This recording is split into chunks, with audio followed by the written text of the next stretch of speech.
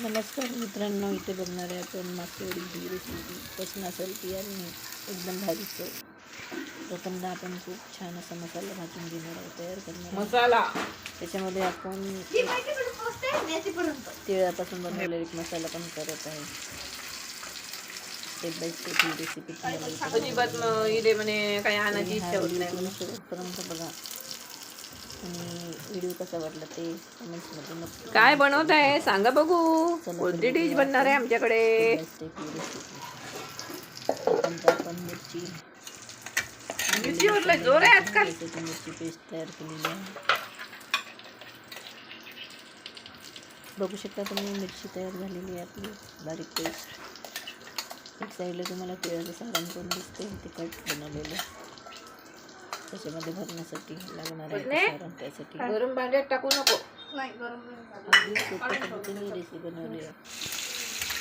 विदर्भाची खास रेसिपी आहे. मसाला आहे की तयार? तसं पाहिलं तर महाराष्ट्रामध्ये बऱ्याच ठिकाणी रेसिपी आवर्जून केली जाते. रेसिपीपासून तुम्हाला काय काय बेनिफिट्स मिळतात ते सगळं डिस्क्रिप्शन बॉक्समध्ये सोप्या पद्धतीने रेसिपी आपण इथे बघणार आहोत. तयार झालेलं आहे शिजलेलं. प्रथमतः आपण एका रुमाला पाणी लावलेलं करून त्याच्यावर पुरणाचं बेसन टाकून प्लेन करून घेत आहे पाण्याच्या हाताने.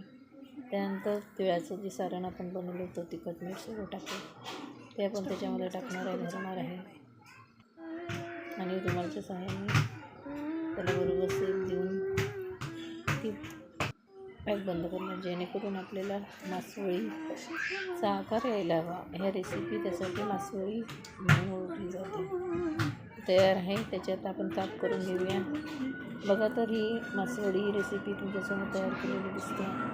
चला तर मग व्हिडिओ कसा वाटला लाईक शेअर सबस्क्राईब करा, मित्रमैत्रिणी शेअर करा, आवडल्यास सबस्क्राईब करा आणि कमेंट्समध्ये नक्की कमेंट सांगा बरं का.